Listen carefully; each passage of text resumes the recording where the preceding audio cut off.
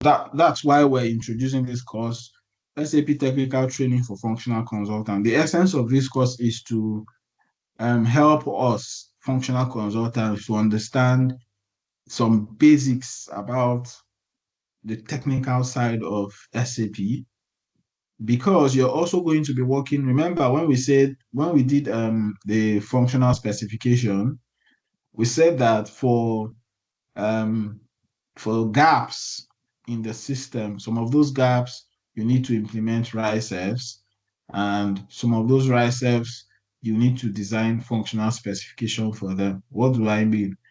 A feature in the system that does not meet. So let's say, for example, the client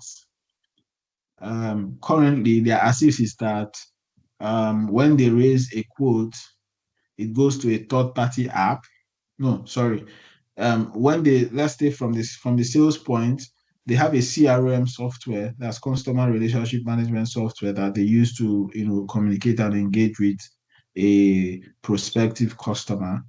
And when that customer has shown enough interest and has probably want to make a request or has made a request, they transfer that request to SAP in the form of a quote. So the CRM system needs to integrate with SAP for that data to flow. This is a gap. So when you did that requirement, you identify that CRM software and that process as a gap. Now, after defining that gap, you have now done your analysis to see that for this system, for this process to work, there has to be an integration between the CRM system and SAP. Now, the question is, at that point, what do you do? Of course, there is what we call the functional specification document. You need to come up with everything that you need to document that process.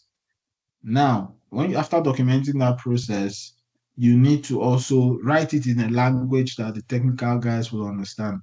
If you're not a functional consultant in that project, you will just stop at as a BA, you just stop at coming up with the business process that will lead to that.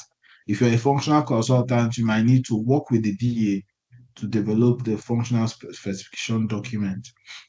Now, when you're writing that document, it's not written in English, well, some of it, but most of it, the instruction that you're going to be giving to the technical guys is codes. They're like languages, right? Because the technical team understands technical language, they don't understand functional language. So this is why we need this kind of training, because you might need to, even as a BA, you need to understand what the technical language is. As a functional consultant, you need to know how to write it. It's just one of those things. Another thing why we need this training is um, there's so many things in SAP or any other ERP. Let's say support, for example. If you're if a user has an issue, an error, how do you troubleshoot for those errors? How do you make use of SAP resources to actually support that user? Or things like things around transporting. So let's say you are done with some configurations and you've been asked to transport those configs from your SPRO to from your probably dev client to a quality client. How do you do that?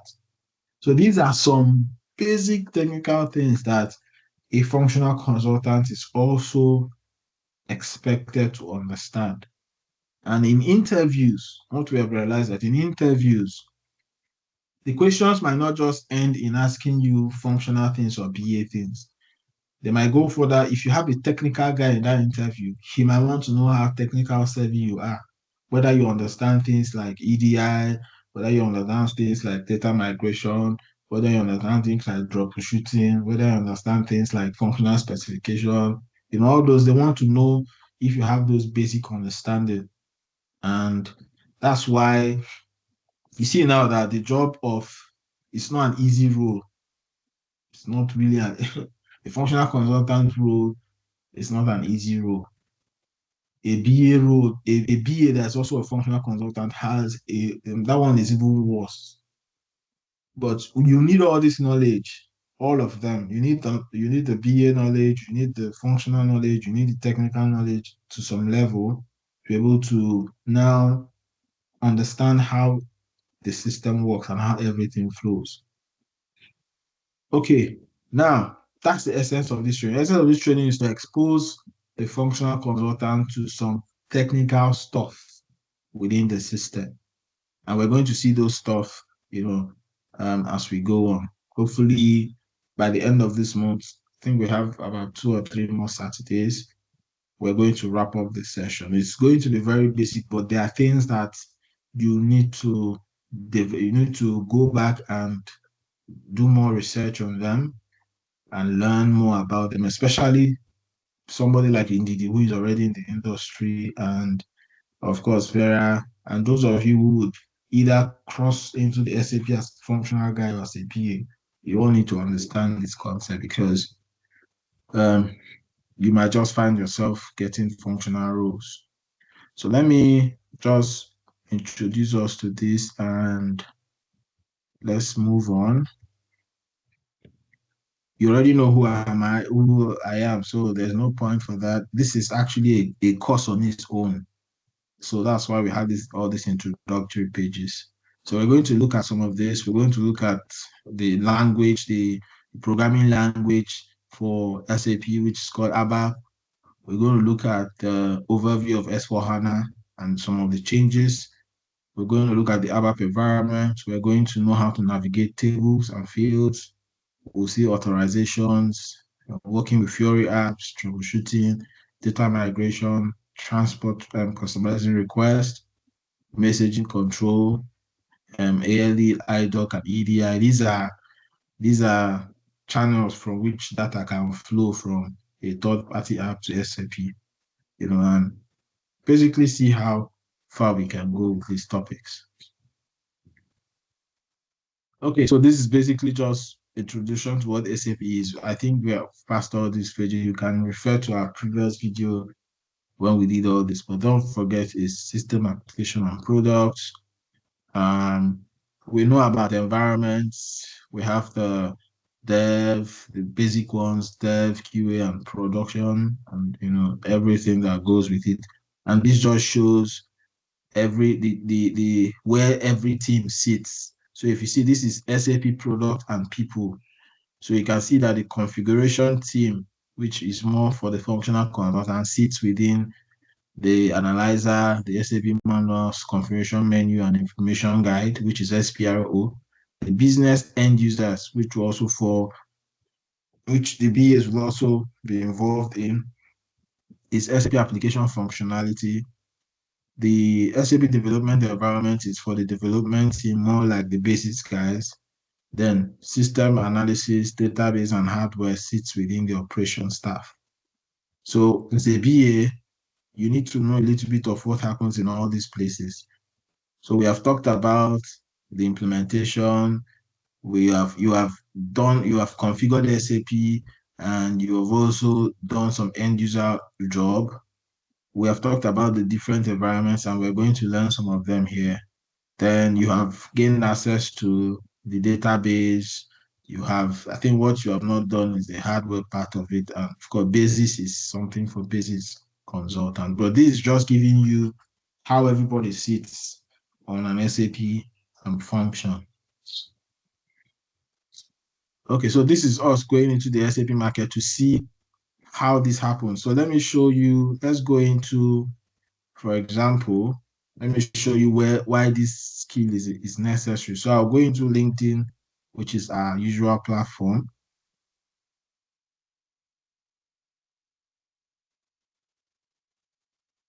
I'm also going to be skipping a lot of things because we have done most of. Let me look for SAP FICO consultant.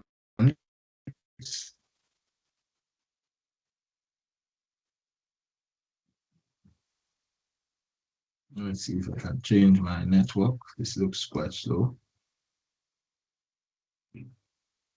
Okay, so I'm going to go to jobs.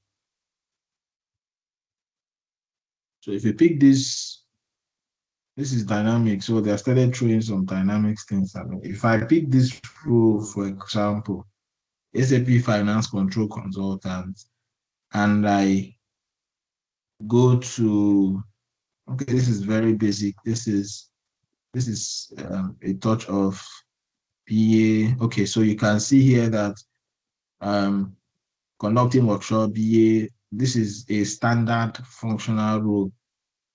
But you can see data migration, testing, hypercare, cutover activities. There's something, yeah. Okay, so you have bank integrations. This also sits within the technical knowledge side of things. But let me see if I see something that speaks very well to what I'm looking for.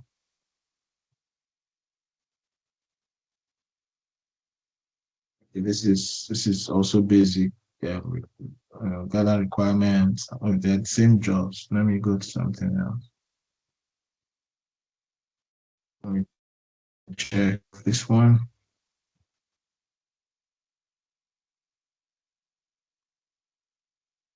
Mhm. So you can see what a typical SAP consultant earns for contract role in a day. You can do as much as seven, 800 pounds per day. Let me go down and check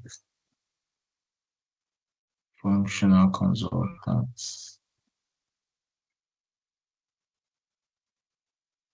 This is for dynamics. Let me see. Internet prints on this is response. I think we've seen this one. Okay. These guys like all these things. Yeah. SAP partners. They like putting a lot of stuff. Okay. Let me see what I'm looking for. Just trying to give you that. Let's see. This guy's is here. Okay, so we have conduct blueprinting, configuration testing, data migration.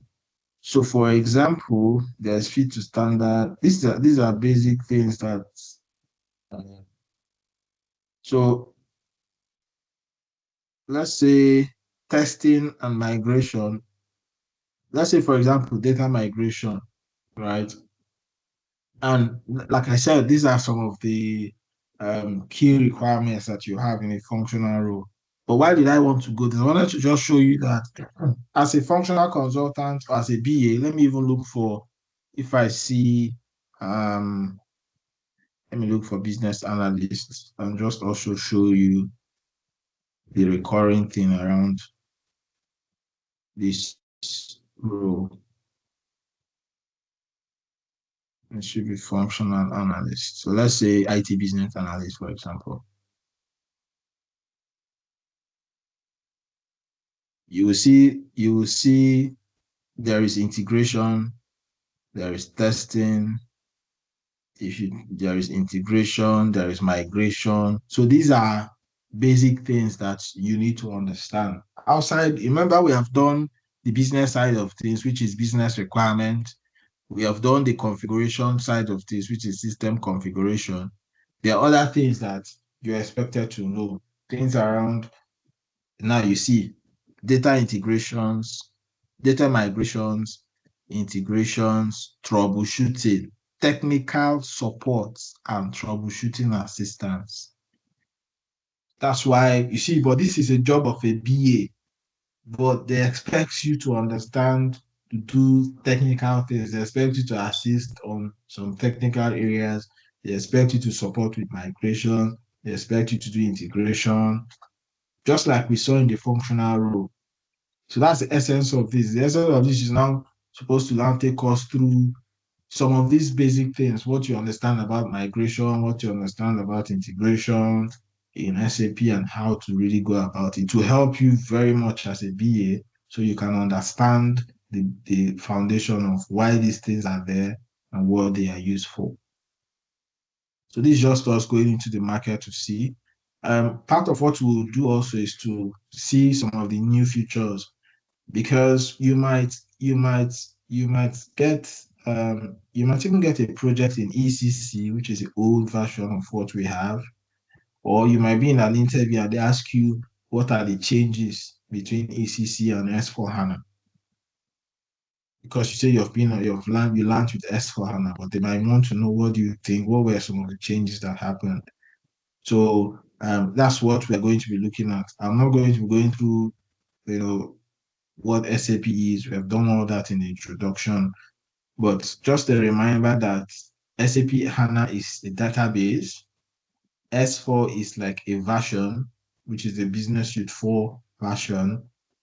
And of course, for functionality, it has a lot of modules. But just always remember that. For the change that happens between FICO and between S4HANA and ECC, we'll just pick them. One of the changes you would find is the introduction of what we call the Fiori Launchpad. What some of us were trying to, what I was trying to show you, I think that was last week, the Fiori side of things. So you can see now that if you look at this picture, instead of having transaction codes and drop downs, what you have are tiles, so you can easily search and click, click, click, click. That's the difference between the Fiori side and the GUI. But unfortunately, the system we had, had issues with that. Let me also see. Also have issues with logging in. Let me see. I don't think we also can also find that, but let me just also log it. So one of the changes you should have in mind between ECC and S4 is the introduction of the Fiori Launchpad, which is basically another interface. And of course, if you look at the Fiori apps, we call them Fiori apps. They have basically three types of apps, three types of navigations or apps within the app, right? So we have the transactional apps, we have the analytical apps, and we have the fact sheets. So it depends on your role. So if you are an SAP Analytics consultant, you most likely be looking more at the Analytics app, or if there are some analytical reports you need to access, you might be given access to the analytical apps, or you can also gain access to the fact sheets to see certain facts, but these are limited to certain kind of users. But the one that is very open to everybody is a transactional app where you can actually go and enter transactions. So basically, this is what the environment is all about. And that's one of the major changes that we saw between ECC and S4. So you can see I've put them side by side. This is transactional app and this is GUI. So this is what we are used to, where you can now, click down, drop down, or use your transaction code. However, this is what the GUI looks like. It looks like I've said, basically like tiles where you now have to search and click things, but it doesn't follow this GUI pattern.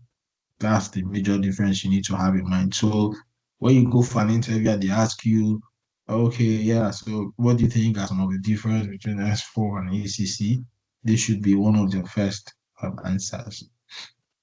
Number two is the concept of parallel ledgers, the concept of ledgers in SAP. So in ECC, it's not compulsory for you to set up um, um, your non-leading ledgers. In ECC, once you create a company, automatically your leading ledger is there. Although there's a functionality for non-leading ledger, but I think the only request is that you don't need to, it's not compulsory to have a non-leading ledger. Although for reporting sake, you might need to create one, but the system will not stop you. But in S4, you must define the leading and non-leading ledger. If not, you're going to have an error. That's the difference, one of the major differences. Whether you're using only one company, you need to set up your leading ledger, which is the 0L, and one non-leading ledger, which will also be used for reporting purposes, but it's not compulsory in ECC. But of course, in S4, we have three ledgers. In ECC, we just have two. So, of course, we have and even outside the non-leading and extension ledgers, we have what we call simulation ledgers or prediction ledgers, which is used by predictive accounting. So these are some of and of course, S4 has also evolved. We have different versions. So you can see from 1809, there is 1909, there is 2000, just like that. They have also different versions within the S4 accounting system. And of course, um, in the leading ledger, in ECC, we can just define only three currencies. In S4 HANA, you can define up to eight currencies. So there are now eight additional freely definable currencies available. For the ECC, you can only do three. So these are some of the changes that have actually you can find when you're using both of the environments. Then for data structure, some tables and fields have been dropped. They no longer exist in S4, although you can find them within the environment, but what we use that structure has changed. So we have what we call the concept of universal ledgers, where we now have a ledger we call AC Docker, and that is basically used as a line item table that have replaced. So I'll show you that diagram as we move on. So AC Docker is a universal journal that is basically used for reporting. So initially, when you post a transaction, they go to different tables, right? If you post a GL, it goes to a different table. If you post CEO, if you post costing, if you post anything you post had a ledger or a table that was managing it. Tables are like columns and rows. But I'll show you that as we move forward. But when S4HANA came, and of course, while things were sitting on different tables, it was difficult for reporting because you might need to pull out, you might need to draw information from different tables. I know it will take more time, and of course, it will consume a lot of resource, right? What S4HANA brought was we moved from saving things in hard drive to saving things in RAM. We're going to see that concept as we move on, and it just made transactions faster. Almost of those tables were removed and replaced with SE Docker. So everything hits one table instead of hitting multiple tables at the same time. Yes, there's great analytics, there's speed, there is a lot of um flexibility when you come to sitting on the S4HANA platform. So you see that it means you no longer require the index tables and aggregate tables. So these two tables were very important in ECC, but you don't need them. Everything sits on AC Docker. Another thing that also changed was if you check in S4, let me see if I can log in and just see. I'm sorry, I might have to just use this. I don't know if I remember the password again.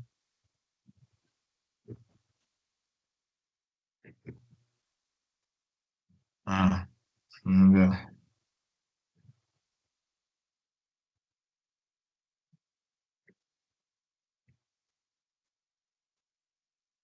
Okay.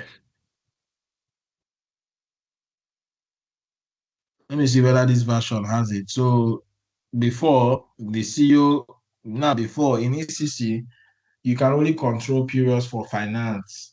And because finance was integrated with FI separately, um, you could not control the calendar or what we call posting periods and for controlling. Everything was sitting in finance.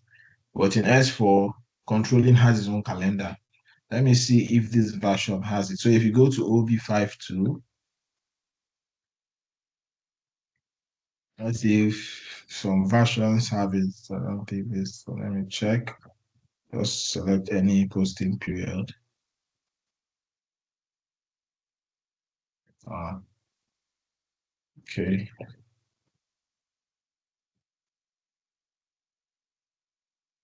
think let me find something here.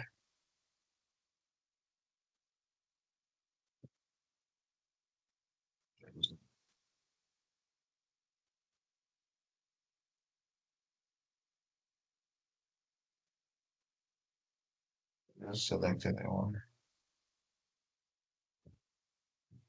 Mm-hmm.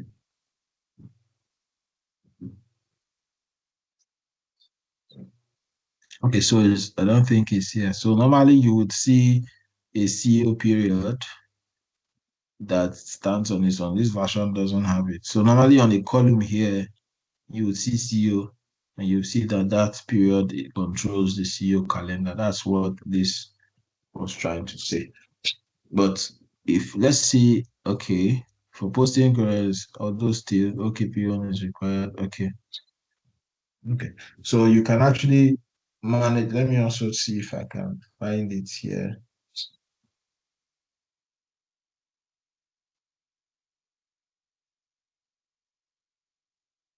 No, okay, it's not here yet. I don't think it's activated yet. It should be here, but I don't think it's up. So these are some of the changes you can actually find. Um, of course, for COPA, which is profitability analysis, one of the change you would see is the activation of profitability analysis. So you have to activate that functionality.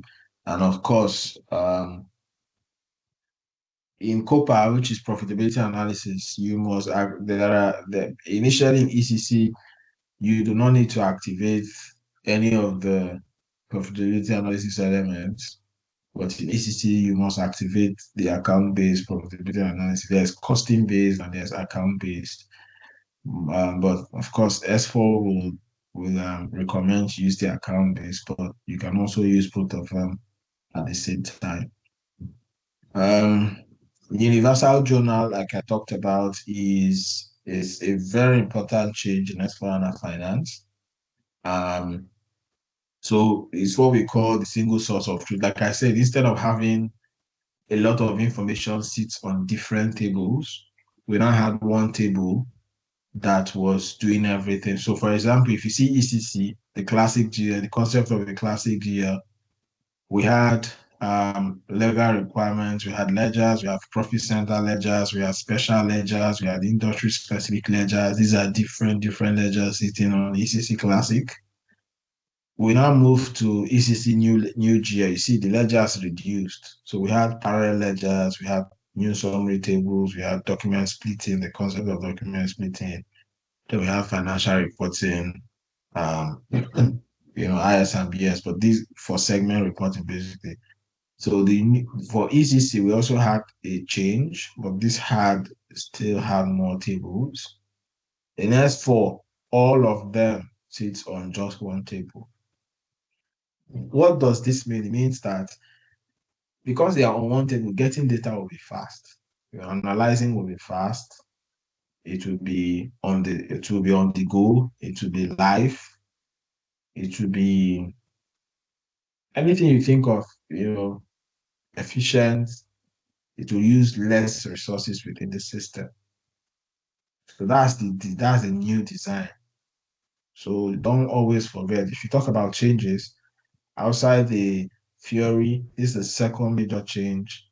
And of course, the concept of universal ledgers and the what we call the single source of truth. So this is just giving you a visual idea of what really happened within the system and how the change happened. So we now have one ledger now that picks all the information in all the streams within finance.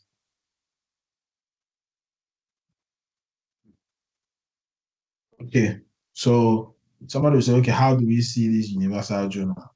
So there's a T code for that. I will also just show you.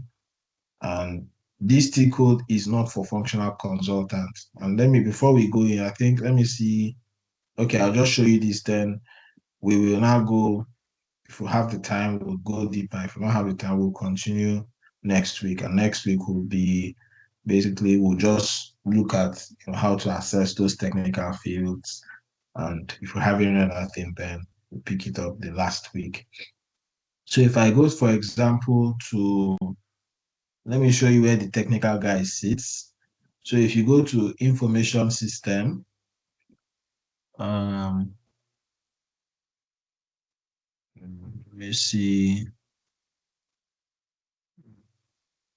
Yeah, if you go to information system and you go to tools, this is where the technical guys sit. So if you go to ABAP Workbench or customizing or administration or ALE and IDOC or business, so these are basically technical stuff. You see where you're sitting, see where they sit. If you go to, for example, the overview, you're going to see different objects, BAPI, Workbench, data browser, and all this. This is XE16 we're looking for. So if you check here, if you want to see access to the table, you can go to SE16 or SE16N. If you go to development, this is where they do a lot of development on the system. Let's say, for example, you want a particular column or field. You have an invoice and you want the ABAP guys to introduce a new drop down or field or something. They do that in the development space. So this is another part for other consultants, but you need to understand some of these basic things to help you communicate with them. So if I go to, for example, SE16, which we call the data browser, if you want to find any table, let's say the table we're looking for is AC Docker, which is universal donor. If I click on it, see it has brought up, these are the technical tables. So for example, guys, if you are talking to a technical consultant and you want to tell him that he should check for company code SOX, he doesn't know what company code is as per spelling. Company code. What he knows is the technical name. This guy, Arubi UK RS. This is the technical name for company code. So when you're speaking with the technical consultant, you will not write company code English language. What you're going to be giving, if you want to give this Arubi UKRS, he knows that this means company code. So if these are the system has automatically selected the fields that we want to see. If we say okay, so this is just showing you, just giving you an example of how we communicate.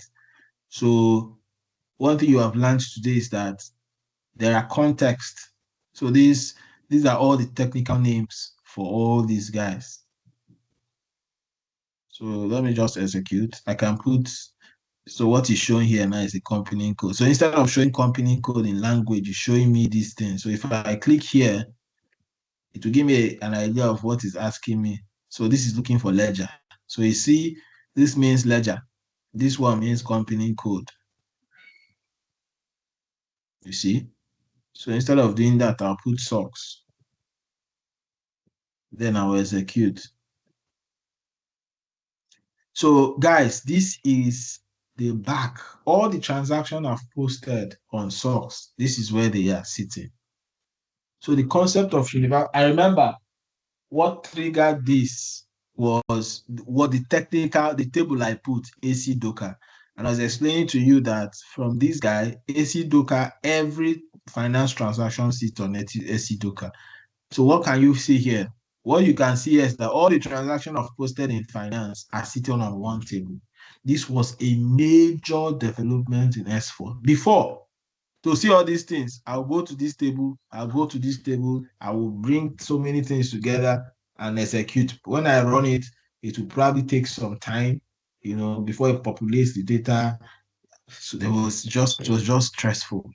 So with AC Docker, I can see everything, both CO, FI, everything on one table. But so what does this mean? You can see that at the top here, what is sitting at the top here are all technical names. They are not English language, but they mean different things.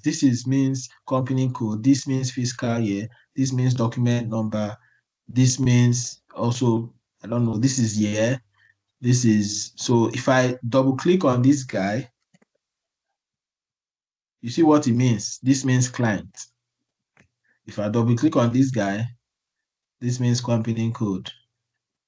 So it's giving you both the technical name and um, the functional name. This means general ledger fiscal year. So this is how we communicate with the technical guys. So this is just giving you an example, number one of the changes and how we can read into files. And if you check here, if I double click on one of these transactions, it will take us to the all the technical names and the details for that transaction. All the fields, these are fields, all the fields that were impacted when we posted that transaction. See the amount, see the value. So everything you post is sitting on a table, and that table is called ACDOCA. That's the universal table. So we'll check. You can select this. There's so many functionalities. You can, check the table to see. So if you go check table, you will see the table technical name and the functional name. So if you want to tell the technical consultant, please check the table for assets, main asset number. You're not going to be writing main asset number. You write ANLH. So when we do functional specification, I'll now teach you how to write a functional specification and how to look for these things. So let me go back to my so this is a very, very important. This is the header line reference procedure. BKPF is the header information. We go back. So this is exactly what I was trying to say when I say a single source of truth. There's another table that looks like this. This is the old one. If I go to /n and I go to is it SE16N? The N there means new, to open another platform. So you see now, you see the difference. This one has the field name and the technical name by the side, showing you the two information by the side. Which one do you prefer? This, or I think I've closed the other one. If I go to /O SE16, you will see the other one. You see how it comes. So this is the old table. This is the old table. And I execute. And I open. So this one, let me just open this. No. Let me open this guy. So this is how this one doesn't show you much in terms of explanation. The check table also, it should, sorry, this, let me go back. This is, go back and tick this and say check table. You see, but the second T code, which is a new T code, comes out just exactly like this. And we are advised to also always use SE16N. So here you can see that you know the field name and you know the technical name. So if I am telling a technical guy to check company code, this is what I'm going to be giving him, this information. If I'm telling him to check posting fiscal year, this is what I'm going to be giving him, this guy. Let me see if you have any questions or no questions. So this is actually how we communicate with the technical. That's why it's important that functional consultants, BAs also, if you see all these things, you're not supposed to, if you might be the one to drop a functional specification in a job, that might be your job, or it might be that the finance guy doesn't know it. It's also a plus for you. Like I told you, I'm picking up things that fall outside my job description. But that's why you need this knowledge. So I'll teach you how to write a functional spec and how to really use these technical names. So if I go to company code here, I put socks, then I'll just say execute. Sometimes it might want you to put more information. So this is how the new table looks like. You see now he's giving us the English term here. So everything looks pretty easy to understand. So you can see the company code, fiscal year, document number. These are for all the transactions I've posted. Number of hits is 500. So the universal table carries everything, and this is very beautiful and very fast, just with a click of a button. This thing I just clicked now, if you're doing it in ECC, you will go to different places before you can get this report. Okay, so this is just showing us what the single source of truth concept is all about. Another major change that happened is the concept of business partners. In ECC, we used to call them customer and vendor master data. In S4, we brought the concept of business, although business partners have been in ECC, but in S4, it was made compulsory and the structure changed, right? I think I have the drawing exactly. So in ECC, this was the structure of business partners. You had customer master data, vendor master data. We had APIs. API means an application programming interface that connects with your customer. So if you want to probably send data out or you want to do any kind of interface, they connect with the API and drop the customer information. In S4, this is the new structure. So we have central data, we have company code data and sales area data, which is the two different kind of data that sits in the business partner. And of course, we have BP APIs, that's business partner APIs. Outbound means how you send information out. When it goes out, it gets to the business. So you see now, if you look here, these two are also inside here. So before you can get to your customer vendor and customer master data, you must interface with your business partner. That's the difference between S4 and ECC. For me, that's the major thing.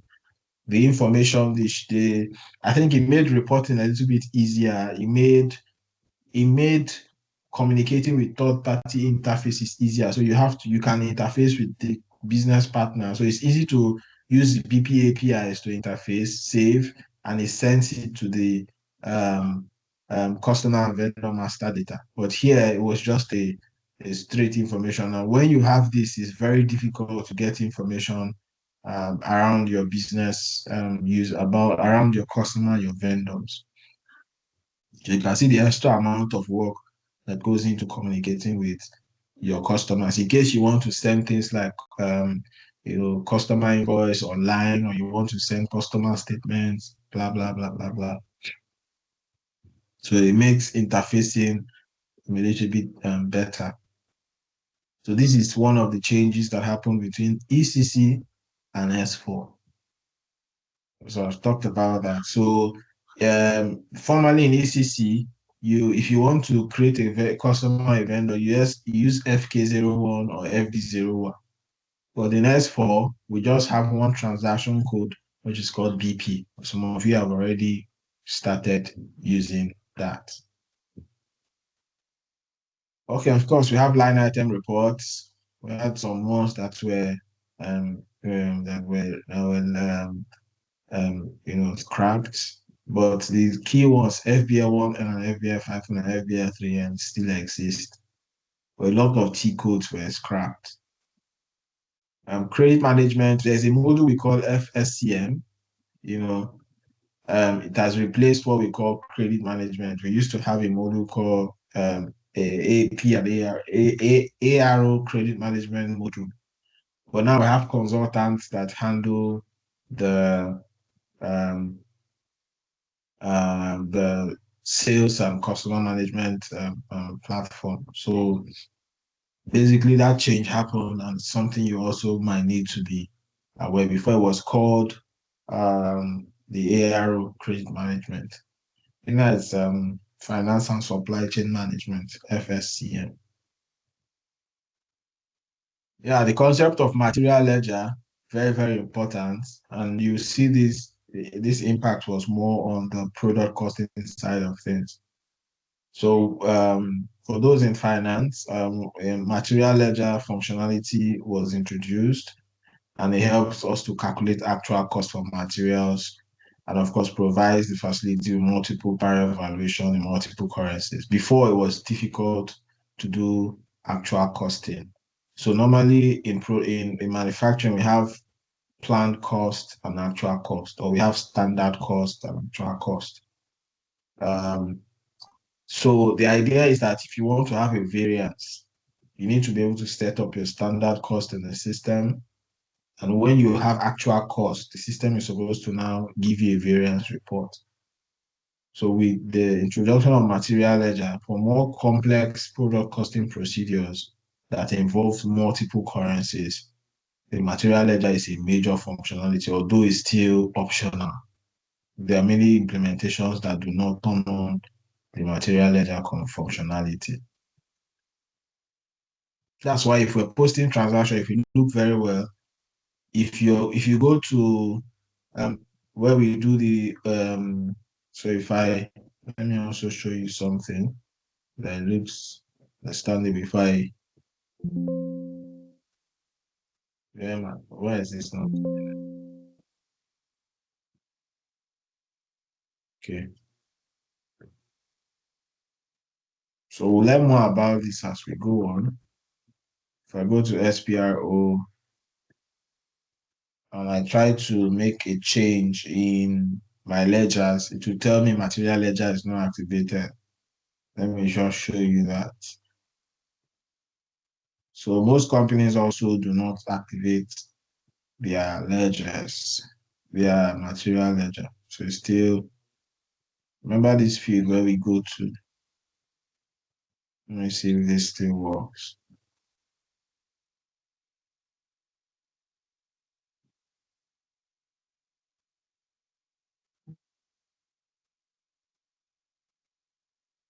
So if you check here, you will see there's always something that speaks to material ledger. I can't find it now. Oh, final year. Okay, I think I've seen something. Yeah, so you can see it here. ML currency is not available for company code. Even my company code, you see, is not available. This ML means material ledger. So you see, it's a warning, but it will still allow us to do what we need to do. So it's one of the new functionalities you need to check and you need to turn on. Of course, for data migration, we also had a change. Before in ECC, we had what we call the legacy system migration workbench. So let's say, for example, what we learned was how to create ledgers individually. If you want to migrate 1,000 ledgers or 10,000 ledgers, some companies have so many ledgers. Of course, you can't create them one after the other. You might need to do some kind of migration. So in ECC, we had the LSMW, which we call the Legacy System Migration Workbench, which was replaced by LTMC, which we call Legacy um, um, System. No, no, no. Um, what was this now? Legacy Transfer Migration Cockpit, something like that. So it replaced that. I think I'm going to legacy system migration. No, it's not workbench now. It's LTMC is more for the cockpit. I will see. I'll clarify that as we move on. Now from the cockpit, we have moved to migrate your app. So we're not using LTMC again. So we moved from LSMW to LTMC, and now the only functionality you can use to migrate your app in SAP is through the Fiori. You cannot migrate apps or migrate data in GUI. The only area you can migrate, and they made it so that people will start using the Fiori apps. So if you, and of course, data migration is an important part of implementation. So they moved it to Fiori so that people will start getting used to the Fiori app. So if you're in a project, at some point, if you're part of the data migration team, then you need to do your migrations using the Fiori app. And the app we use is to migrate your data migration cockpit. That's the app we use to migrate data, whether it's customer data, balances, vendor data, inventory, assets. You do that using your migrate your data. And I think I'll share, we can't do it on our Fiori, so I'm going to share a video with us where we can actually do that. Then, of course, new asset accounting was also introduced in S4. Um, it's also one of the major difference. We didn't have what we call technical clearing account in ECC. And in ECC, if you check here, we did not have accounting principles as part of the defined depreciation areas. Remember, so these are two major changes: the concept of technical clearing accounts and accounting principles column in your defined depreciation areas.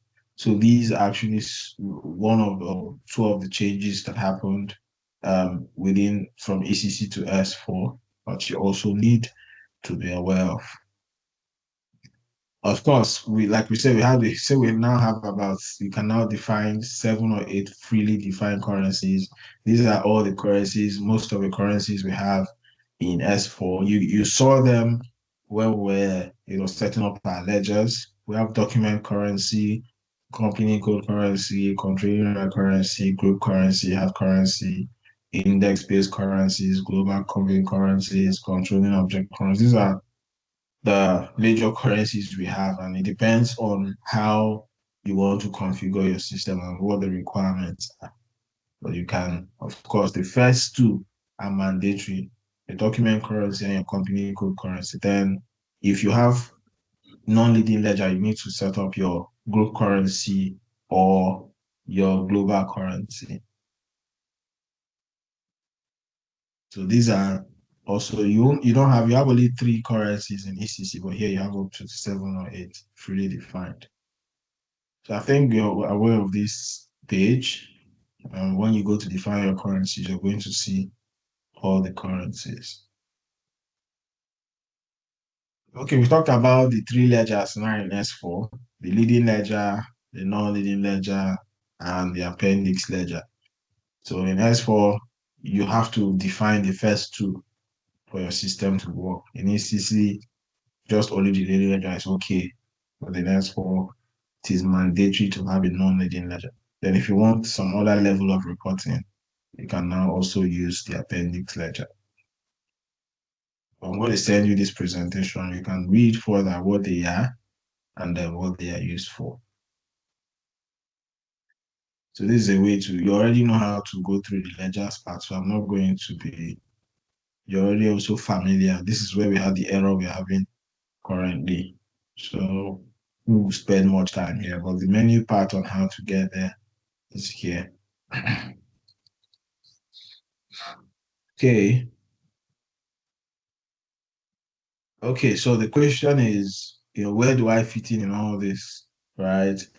So the idea is that, like I said initially when I started, as a BA or as a functional consultant, you need to understand some basic technical, requirements that will help you.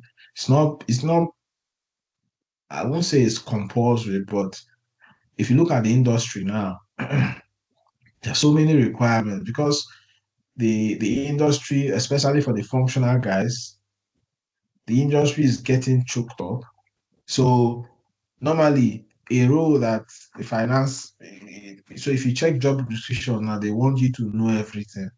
They want a functional guy to also be a BA, to also be a technical person. So it's just part of what's happening right now.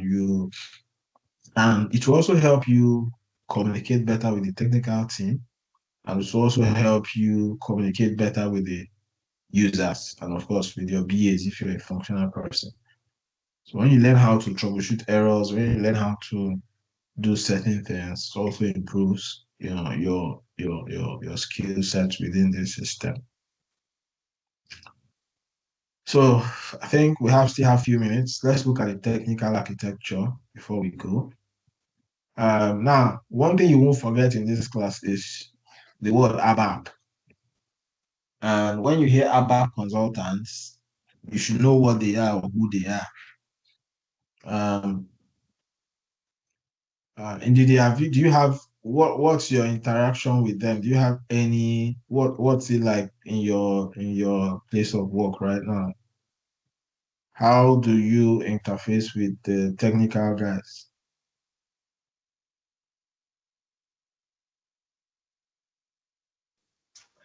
Well, for now, I told you I'm still in training at work. Okay. So it's more like for now, the new project that I'm on, we are still on kind of requirement gathering. Okay. So we just go with the senior team. Okay. Okay. So, yeah. Awesome. But do you know who they are and what they do? Have you heard anything about technical and other teams? Well, yeah, in my office, there are different departments kind of that way. Okay. We have the technical teams, we have the functional, we have the just like that. And so for now, what they wanted us to do, like, I told you, was to understudy the functional team and also get our certifications. Okay. Because with that, you can now easily go to the client's place and all that. Yeah. Okay. Awesome. So thanks for sharing that. Vera, yeah, you've worked on projects. You want to share? Yeah, I was even just going to say, oh yeah, with the ABAP team, if I take my mind back, you see how she pronounced it, ABAP. That tells you somebody who knows the environment. So if you come and you say ABAP, I know you're still new. So she has that word ABAP it shows, yeah, this person understands the environment. So go on. yeah, so the ABAP team are like the technical guys. Usually, Okay. we interface with them when we have technical errors. I think the one I can remember was there was a time. So I think it's ABAP and Basis, right? They work hand in hand. So I remember one time we had, when we're doing the EUT, the end user test, we raised a journal, we packed a journal, the end user packed a journal, the manager approved, but the journal was not posted. You know what I mean? Like they approved, but it did not create an accounting entry in the ledger. So we had to run to the ABAP team. They did troubleshooting. There's something there was a word they used, like they ran something.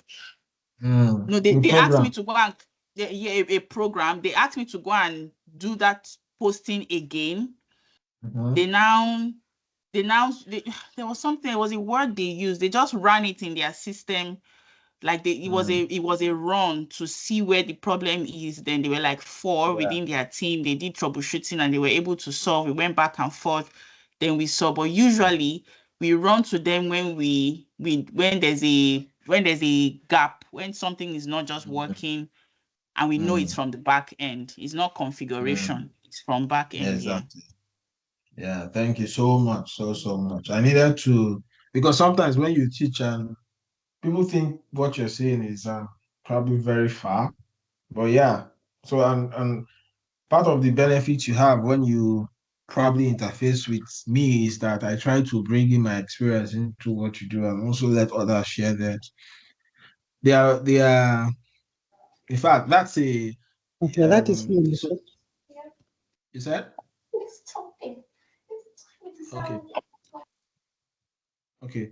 So basically, I think Vera said it all in a very, very practical way. It's just that it depends on what you're working with. For example, just like Didi says, when you finish requirement gathering and you identify gaps, and those gaps you have identified that they will need right steps, you will need to you would have another conversation with the technical team with a document we call your functional spec, and they will tell you to go and write it. If you want them to make any change in the system, you need to speak their language. So those guys who really support, like I said, they are the back of the back. And Vera used the word, when something is not a configuration issue, then the ABAP guys step in and we'll see different levels of support. There are some things that the ABAP guys cannot do. They'll reach out to SAP. SAP will now, sometimes it could be that they have not run a particular update and the system is having issues. SAP will probably send a patch, send them a note of the new updates to run. So they can, so when something is even above them, they can also move up to SAP. Of course, nothing should be above SAP when it comes to their system. Right? So that's the level, that's the chain. So, but who are they and what do they do? That's just what I wanted us to learn. And it will also help your conversation, especially for those who will start interfacing with. So when you see the ABAP guys, you know who they are and you know how they will support you. And when they ask you to do certain things, you don't get offended. But sometimes they are not even patient to hear anything. If you don't get them what they want, they will tell you you have not given them what they want to do their job. So ABAP stands for Advanced Business Application Programming. It's a fourth generation language. ABAP is a programming language developed by SAP for the development of business application in the SAP environment. Just like in Oracle, we have SQL. SQL is a structured query language. We have different kind of languages now. We have Python, we have Java, we have so many languages, right? This the in S and of course in ECC we're still using some languages from Oracle and from SQL from Microsoft. In S4, SAP developed their own language, and that language is only readable within SAP. If you want to interface with SAP, you will need to read the language before data can flow to you. So that's why when they say a software is not compatible, what does it mean? It just means that that application cannot read the language of the other application. So inside the system, there is a language that controls how things work. And we call that language ABAP. And we call the consultants that actually manage the language side of things ABAP consultants. So if you have a flair for programming, if you have a flair for languages, then you should not be a BA or functional consultant. You should move into the ABAP environment. But just know that ABAP is a language, and there are people who know this language, and they are called ABAP consultants. Now, I won't want to go through how ABAP has grown over time, but there's what we call the SAP NetWeavers. There are Java applications. These are all languages, but let me go into just give you a glimpse of how we went to S4, which is also which runs on ABAP programming language. So before, in the 1980s, we had the SAP kernel, which was a core component of the SAP system. It was actually one of the executable files. We can say languages that were also connected to SQLs and other Oracle languages. In the 2000s, we came up with the SAP Web Application Server, and there were still some protocols, some languages that also developed. You can see Java, there's I think it's Microsoft or so that owns that, but I will confirm. but it's actually also a language. So in the 2000s, because of the introduction of internet and .com, languages had to change to start being compliant with the system. In 2004, SAP released what we call the SAP NetWeaver. Yeah, and this was actually the beginning of SAP developing their own language, right? So a NetWeaver basically is the technical foundation for SAP application. It's been the foundation for building languages within the SAP environment. And of course, currently we have now what we call the HANAs, like an ABAP platform. So ABAP platform grew from the Weaver, and of course you can see the history and like I said, the database that the database is HANA, the language that runs the database is ABAP, and everything sits on these two things. So that's why the foundation of the foundation is the language. Functional consultants cannot go to that level. They stay at the, they don't go to the roots, they stay at the foundation. So if you see a house, before you see a house, right, there are foundations that have been dug. If you go to a swamp, for a swampy area, for example, you have to sand fill, you have to, compress and make sure you have that. The foundation before the foundation of the house is where the ABAP sits. Then the functional consultants now sits above that level. So if anything that is outside configuration that has an error, and that's why you need to know errors. You need to be able to understand errors for you to know whether is this error a functional error or is it a technical error? And that is it, because if you take a functional error to an ABAP guys, when they troubleshoot, they will know the source and they'll send it back to you that, look, this is not a technical error. Can you check your configuration? They will not, and they don't have time. And most times they can be very blunt. Some of them are actually very free, but most times they're always very busy and they can just come out at you like that. So you need to understand errors and know which one falls within which place. This is just explaining the landscape. So you have GUI. Remember, we said we had that three platform. We had the database layer, the presentation layer, and the application layer. The database layer is HANA. The application layer is ABAP, and it has these very three important, what we call the CDS view. It has the transaction logic, analytics, and enterprise search. Then above it is the presentation layer where you have the Fiori, the GUI, screens, personas, and the rest. So this is the structure of S4. And you can see where the ABAP sits. So once it leaves configuration, it's ABAP guys that handles that. And they know how to do their troubleshooting. You can learn some ABAP skills, but you can't do two of them at the same time. What you can know are just basics. So ABAP codes, this is just for information's sake. We have source codes and we have generated codes. You don't need to worry your head about that, but source codes are codes that can be viewed and edited. For example, I logged into a code, into a language. When I went to SC16, I was able to see and edit and view. That's like a source code. Generated codes are things they build, right? They are a combination of codes that create a source code. But when you hear generated, it means it's something there's a problem and they need to bring these codes together to give you what you have as a source code. So these are an example of programs in SAP. When they say they run programs, if I pick this program, demo underscore data underscore date underscore, so let me try one of these programs. But you can run a program. Where do I run a program? Let me check.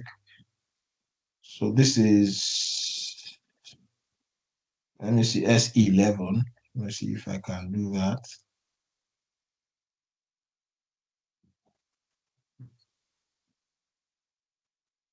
different. So there is SE09.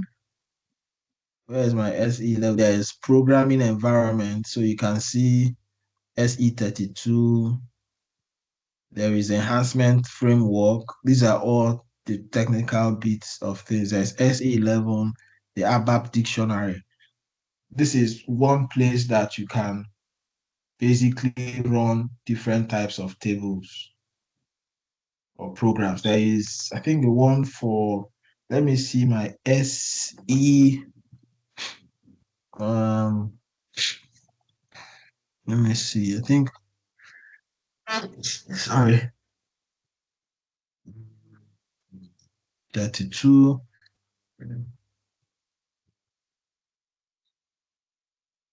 Yeah, so with this, you can run programs. So you can run programs. With SE11, you can run tables, but this is a program. So if I, for example, go to this and I see demo underscore dates underscore function, let me see. If it's existing here, it will prompt this program. And I just display. Yeah, so it doesn't exist in this library. So there are other libraries where it exists. So there are different programs. Let me see if I can look for one.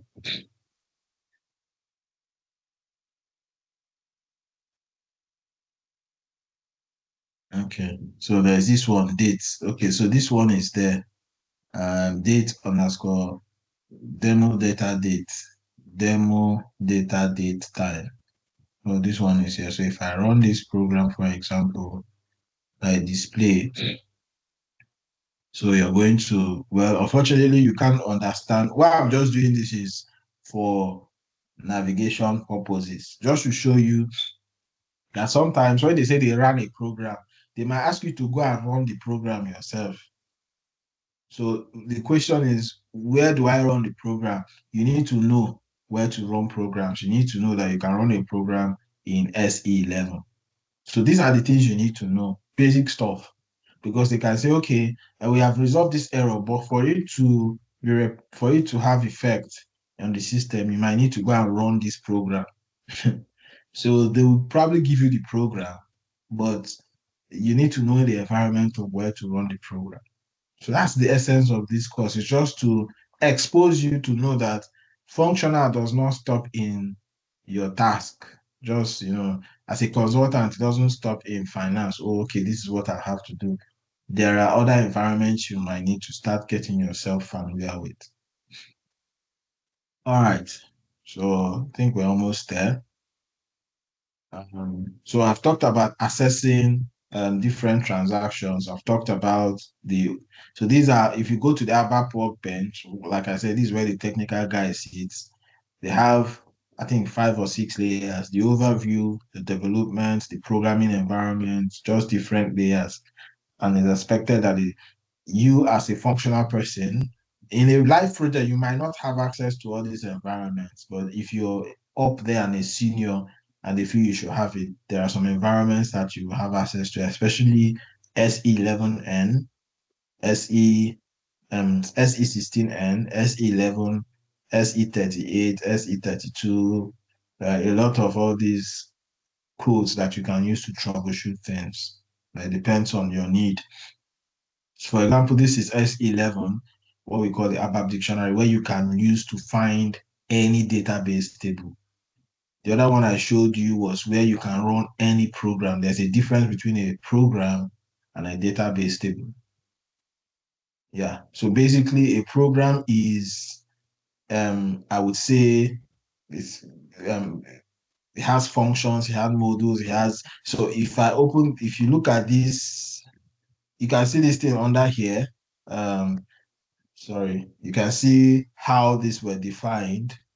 You can see that it's like a structure, but this is what the technical guys can understand. So they know their program, just like as a functional guy, you know your transaction code for your transactions. For in their own world, what they know is program and tables, and that's their own transaction. So, but they can develop this program to make the system run in a certain way, and they can access, you as a functional consultant should be able to access tables and give them the technical name of what they need if they need to build a program. So this is an example. SE60N, like we have said, is a data browser. That's why I just brought in the very important ones. SE11, ABAP Dictionary. It is used to edit and process ABAP Dictionary objects like database tables, structures, table types. We also have the ABAP Editor. It's a source code editing tool designed to handle specific ABAP code. Remember, I told you we had source code and we have the generative codes. You can use the ABAP editor to write and edit ABAP programs, because if you have the skill sets. Then we have, of course, SE38, which is the ABAP editor. I think this is just showing you how you can run a program and the structure of the program. So these are different. So if I run this program, for example, I should be able to see the structure. But this is the program for finance related objects. So you see what this program brought? It brought financial accounting, financials, everything basically finance. Then we have SE60N, which is called the data browser. You can use it to access table entries without the need for an ABAP program. So this is more functional and friendly. Sometimes if you want to, if there is a specific requirement for some reports or some fields or some tables, the programmers will have to, when there are gaps and that gap is only the technical team that can handle it, then they'll have to create a program for it. And there's what we call Z transactions. There are some transaction codes that are developed for specific use. So for example, if I have a requirement, a tax requirement for a particular country, and they have said that we want our tax reports to look in a certain way.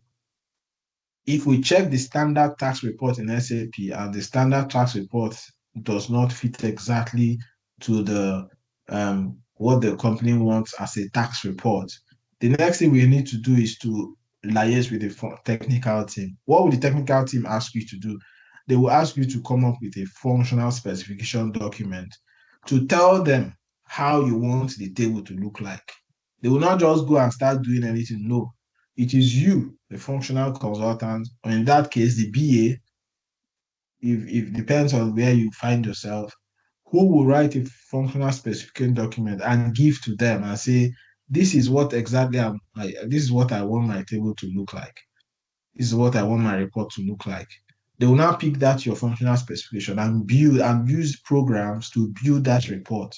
And for you to access that report, they will do a Z transaction code, which is different from the standard transaction code, you know. When you run that transaction code, you will now be able to display the report in the presentation layer, but they have done all the work in the ABAP, in the other layer, in the application layer. Remember this, they will go to this ABAP layer, build what they need to build as a program, give you a transaction code. When you come to the presentation, you run the code. The code will go and pick the data that they have stored in these tables and fields and present it to you. That's the structure, that's the flow of information. And when you understand this, it's easy to appreciate and support users. So that's what happens. We'll look at the concept of fields and tables, very, very important, because like I showed you in SE16N, let me go back again.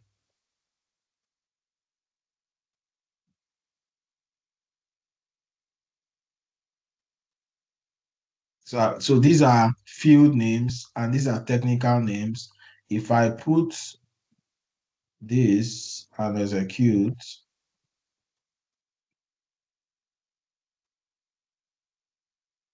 and I want to see, okay, and I want to see all these tables, I can just double click on this one.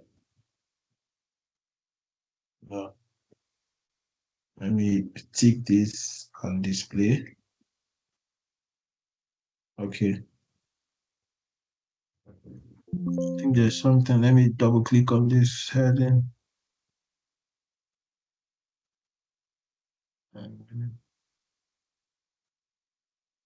Okay, I'm not supposed to. Let me click on just the document number. All right, this is what I'm looking for. So, so, so these are field names. These are values. These are value unconverted. These are technical field names. So a field. So that's what we want to look at now. A table and a field. What do they mean? So tables can be defined as, of course, can be defined independent of database in ABAP dictionary. When a table is activated in ABAP dictionary, similar copy of its field is created in the database. Tables defined in ABAP dictionary are translated automatically into the format that is compatible with the database because the definition of tables depends on the database used in the system. Now, take note. A table can contain one or more fields. Now, let me show you. If I go here, these are fields. All these things you see here are fields. But you see, this is called a table. Do you guys understand? This search in table, AC Docker is a is a program. If you put it in a table, it drops a collection of fields. And it is the data in those fields that are the information you can find in that table. So this table is SE Docker. What you can see in this table have 1, 2, 3, all these things are fields, all these long, sometimes they can get up to 100. All these things here are, all these fields are in this table. If I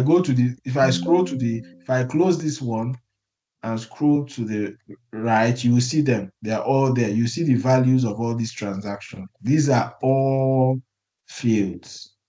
Keep going, you will see a lot of fields. So what it means is that inside a table, you will find fields, and inside fields, you will find transactions. That's the structure. So if you have an error, you need to look for the table and the field where that error is. And that's how you really, so for all, and like I say, all, if I find this transaction, for example, these are, for this transaction I posted, these were all the fields that were affected. You can see one transaction alone has a lot of fields. If there's any issue in any of these fields, you can't post this transaction. If it's a required field and there is an issue with it, then it will throw up an error. So, but before you can support people, before you can understand SAP, before you can as you're understanding SAP and before you can go into support, you need to understand this basic idea, because when you go into support, you will definitely interface with the technical team for help, and they will start saying, go to this table, go to this field, get me the field name. What is the table? Which table is affected? How do I, and you're like, what is this saying? Yeah, but I can tell you that in all the SAP trainings I've gone for, this is the only one that I brought up this training to just because of out of experience, because even as a functional guy, when I did train, nobody told me anything about tables or fields or how to do functional spec or what. No. Nobody tells you that. It's when you now start writing job, you start hearing terminologies and like, I still have a long way to go.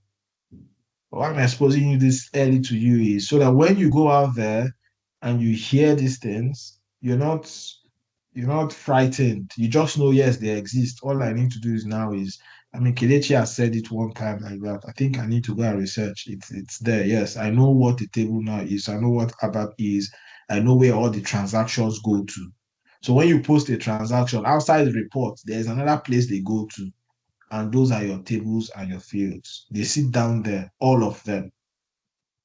All of them. Everything finance you have posted, you will find in your line item table, which is called AC Docker. You see, universal entry line item. So all those line items you were entering in a document sits here. Everything I've ever posted will sit here. And if you check all the fields that are affected, cost center or profit center, everything is here. Currency, everything is here. One stop shop for everything. See profit center, profit segment. If I go here now, you most likely see you see the profit center is selected. You see cost center, you see functional area, business area, controlling area. Everything is here. So if I want to support somebody, I mean, I know where everything is. I know that there's a table that holds all the information, all the transactions. At least I know where to start from. So this is basically the concept of a table and a field. There's also, of course, the database tables, which is more like, for me, is the same thing as a table. There are different types of tables, and those tables will react based on their type.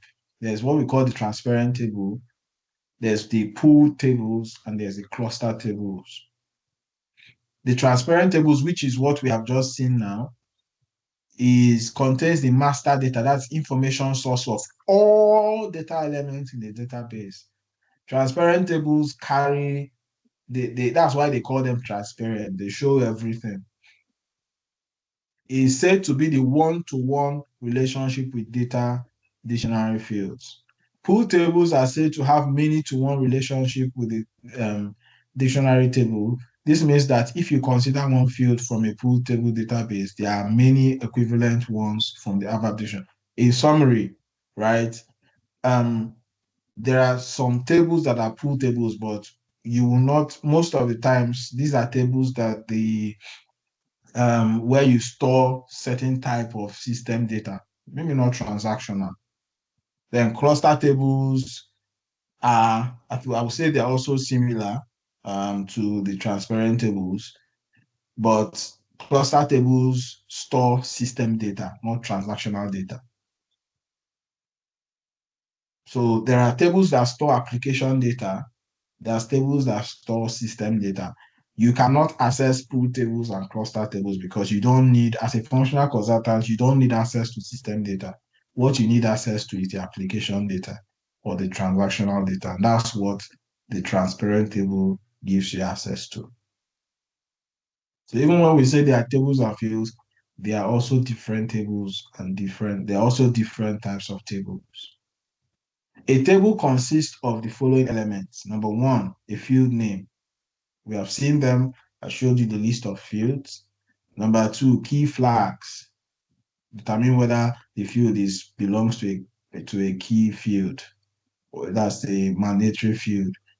Field types, field length, decimal places.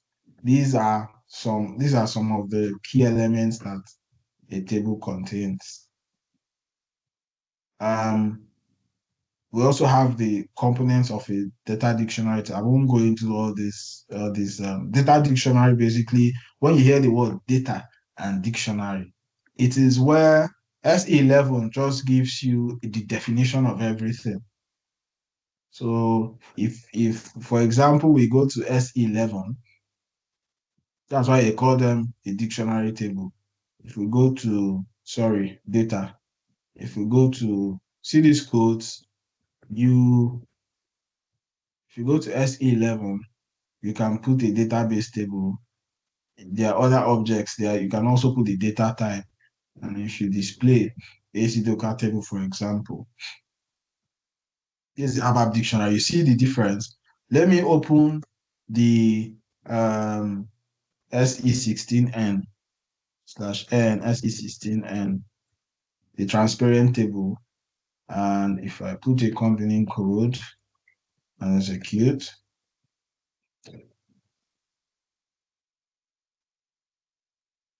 okay, so this is my transparent table, and this is my dictionary. This is my data dictionary. So if you see them side by side, did I say? Oh, sorry, my bad. /O, I use /N. /O, that's 11. That same AC docker I'll put here, now display. So you see now that this is the ABAP dictionary, that's dictionary display tables, while this is the transparent table. So you can see the difference. This is the kind of information you can find in this in the table, more like a transparent table. This is the kind of information you can find in an ABAP dictionary. You see, it's more extended. There's a field, there's a key, whether this is mandatory, there is an initial values, there's a data element, there's a data type, there are lengths, decimal places, there's a short description for this table. This has more details than the transparent table. Normally, if I need fields, a lot more access to fields, because I want to discuss with the technical team, most times I come to SE11 than XE16. So here has basically is a one-stop, is a dictionary for every, of course, from the field. From the field here, you can also see the data element for each of these fields. You can't find this in the transparent table. And most times you need this to also communicate with the data team. If I open one of these fields, you would see a very, very beautiful, you see, this is how the document looks like. The data element, the description, the domain. So instead of it giving me these things in English language, it's dropping the some of them it gives me the English language, some of them it gives me the technical name. So for me, this is like a dictionary that carries all the information I need about anything I'm looking for. So as a functional consultant, there are technical T codes you need to get familiar with. You need to understand the structure. In fact, outside enterprise structure, you need to understand the technical structure of SAP. And this is what I'm showing you now. Because when you post, yes, everything goes to report, but there is another layer on that report. And that's the database, that's the tables and the fields and the dictionaries and the programs. But hopefully next week we're going to see why this is important for all of us and why we need to know this. Let me see what we have. I think we're almost done. So I've taught you how to enter. I'll also give you an example. I think I put here some examples. Yeah, exactly. So if you want to, if you're when you are less busy and you want to just browse, I put some list of tables here. Hopefully when you're going through this video, you can see them. For example, and some of these tables have been, what do I say now? They are no longer in use because of AC Docker, but they still exist in the system. So for example, I want to see header data. Remember, the table AC Docker is for line items. So this line item, what is the line item? When you create, let me show you in case we have /o, /o. Let me go to FB60.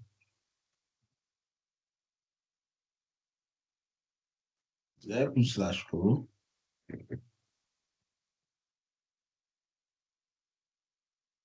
Why is it not giving me?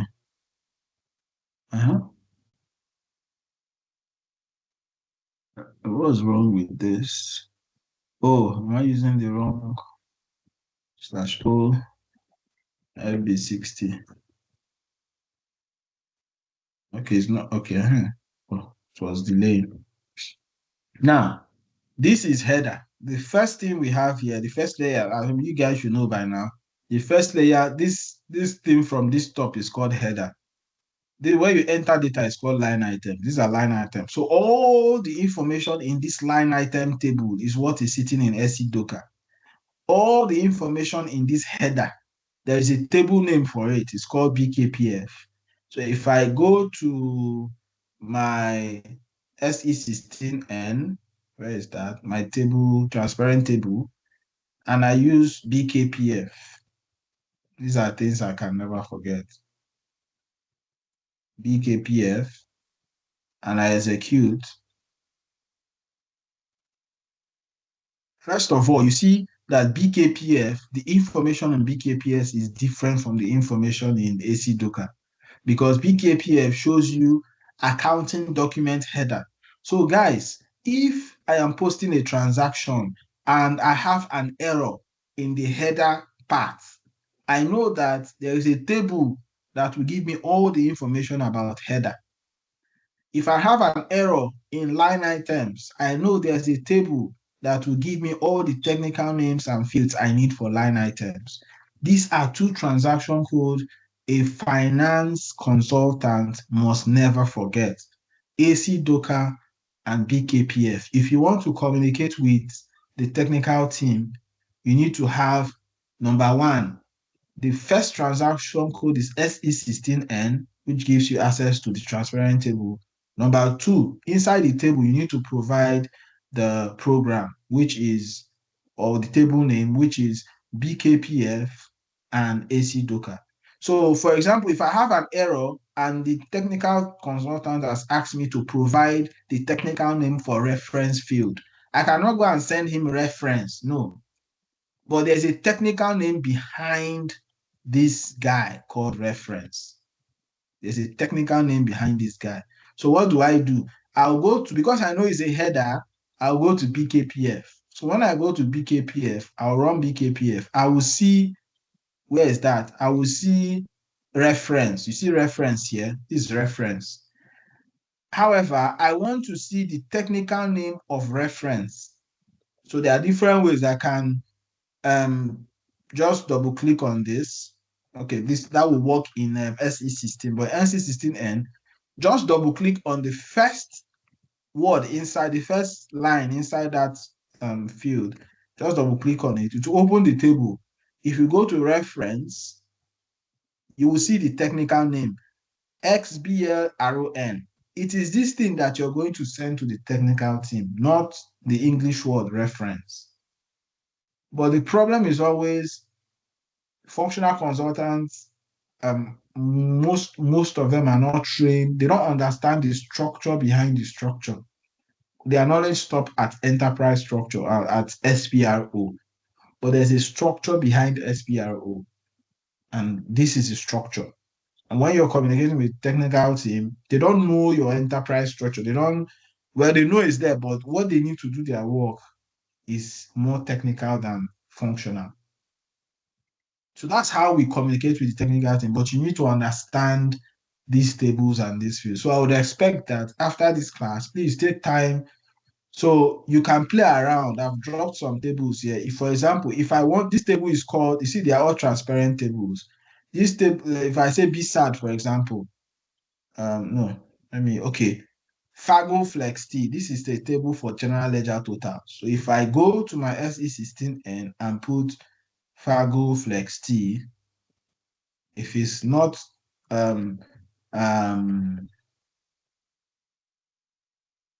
so how does this work? Now, I might have an error and the technical, or I might have a requirement after a gap and Fago Flex T, and they have said they need to get the totals for general ledger.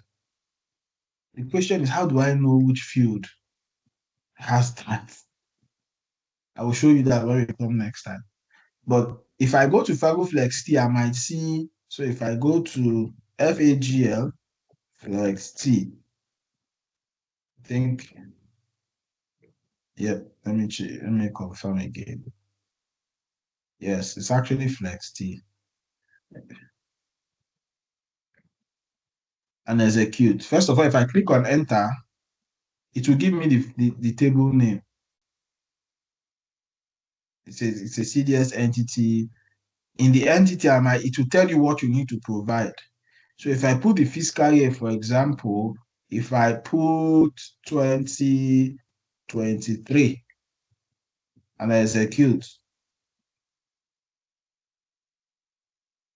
so you see the kind of information this is giving me. It's giving me the totals for each GL. These are the totals for each GL. Now, if the technical guy says, give me the for each totals, give me the technical name for the totals field. The totals field. So I need this technical name. I will double click on any line here. Go to total TC. Yes, total has a technical name. That's basically what it feels like. If I go to, so you have balance, for example, this is a balance CFTC, balance CF.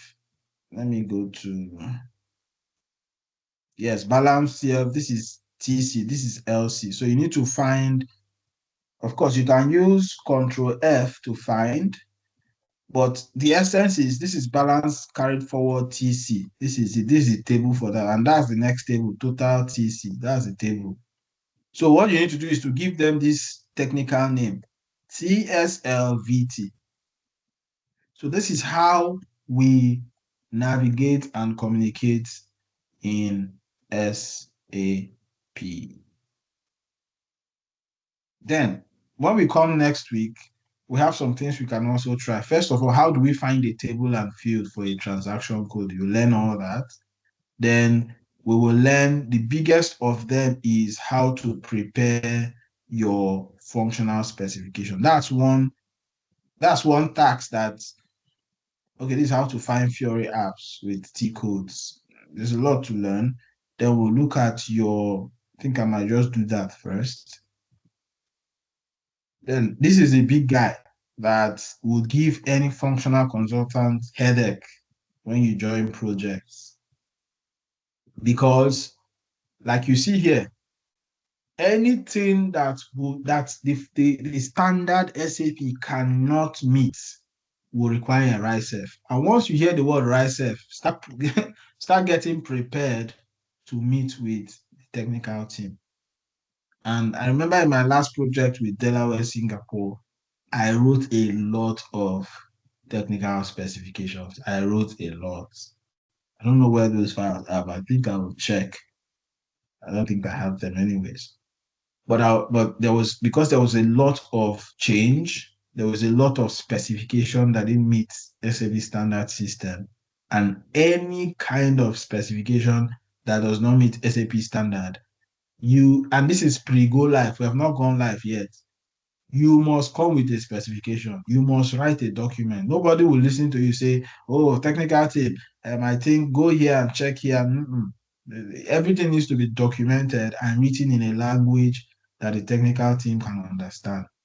And it is that functional specification that they will use to implement that change you want to see in the system. So it is a major requirement now that, and this does not stop with functional guys. As a BA, if you also will be doing some functional task, you might be asked to write an FSD.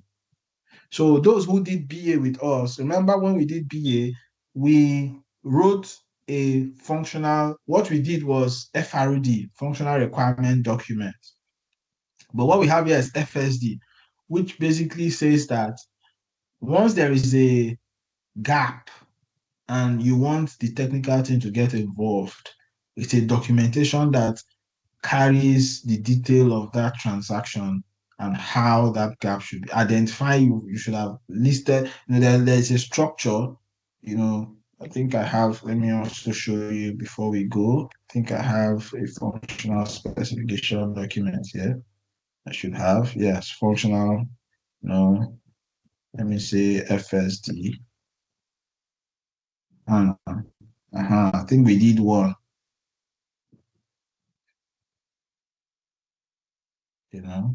That's one I did. Check. I should have one in my technical folder. Let me check.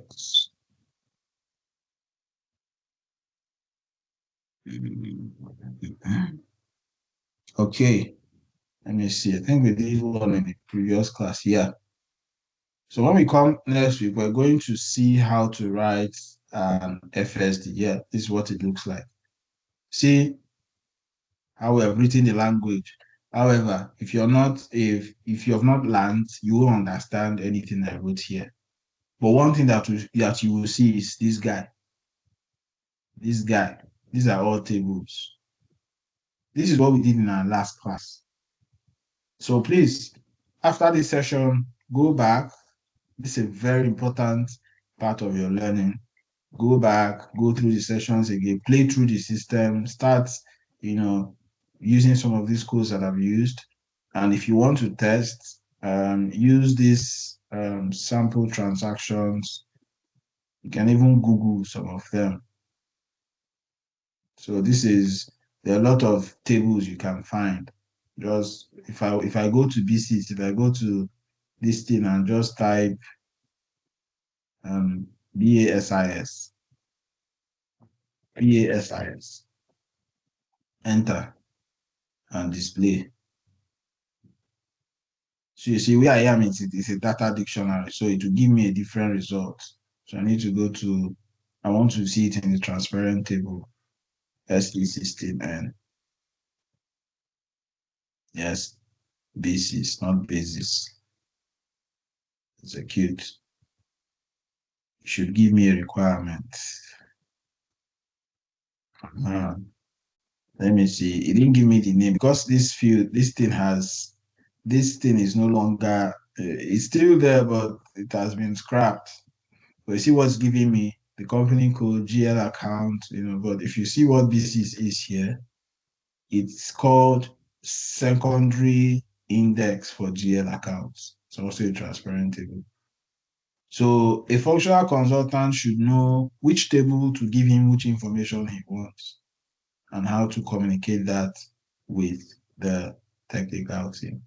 So these are some of the things we do just to, communicate better and and when these questions come, oh, okay, how do you, most times they can start asking you questions like, okay, how do you find you any project and how do you do FSDs?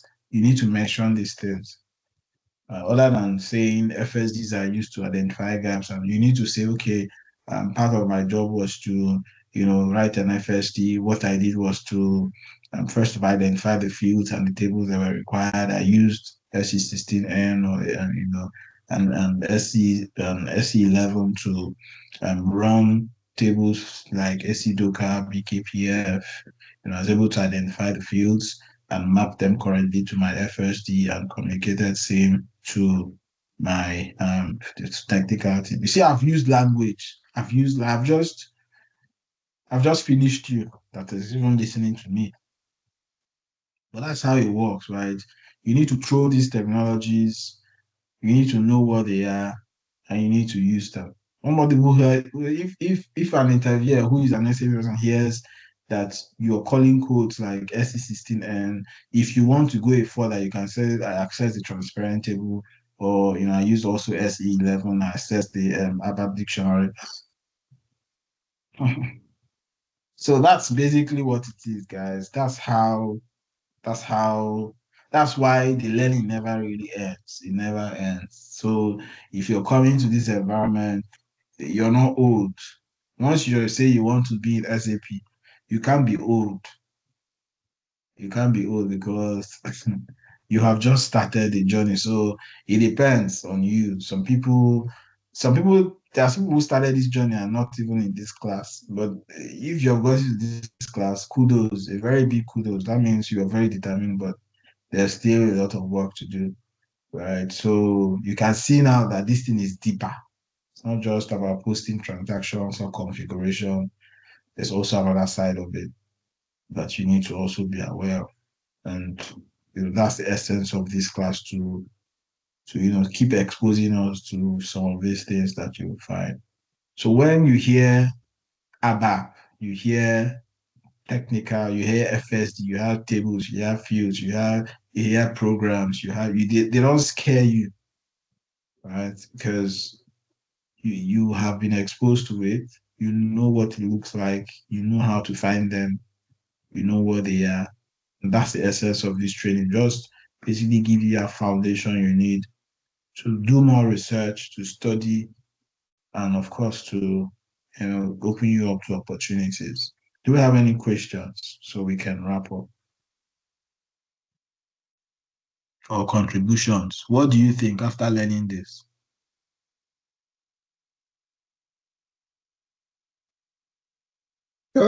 Yeah, Kennedy, this your presentation file. Are you gonna share it with us? Yeah, why not? I don't hold anything. I'm going to share everything. Yeah, because I know you were here You to need to share go the to. presentation file for the business I have. analyst. I have. But if you have not received it, let me know. But immediately after the class, I do. But just reach I'm out to not. me. I'll probably forward it to you. Okay. Yeah. Okay. I don't keep anything. Okay. So indeed, what have you learned? I know they are grooming you. So do you think this would also help you kind of do you understand what are you thinking right now?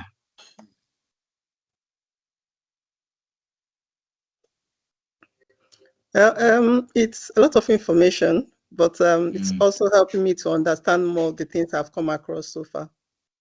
okay. Awesome stuff. All right, guys. Cornell, I hope you're fine.